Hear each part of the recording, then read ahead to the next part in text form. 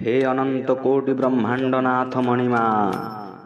आनंद कंद सचितानंद चिन्मय घन असरण शरण सर्व कारण कारण पद्म पलाशोलोचन अघटन घटन पटियसी परात्पर परमेश्वर जगदाधार जगदीश्वर संसार सार चीर सुंदर करुणाकर नंद कुमार तत्व आधार मूर्ति आकार मूर्ति मधुर नीलाद्रि कंद गोप गोविंद भाव विनोद मन मुकुंद परमानंद आनंद कंद जगदीश्वर श्री श्री श्री जगन्नाथ महाप्रभु श्री अभय चरणार बिंद तले अनंत कोटि दंडवत मणिमा अनंत कोटि दंडवत नीलाद्रिनाथं जगतं मधीशं चिदंग स्वरूपं शरणैकनाथं श्रीनीलगोत्राधिपति वरेण्यं सुरेन्द्र वन्द्यं प्रणतोस्मि नित्यम्।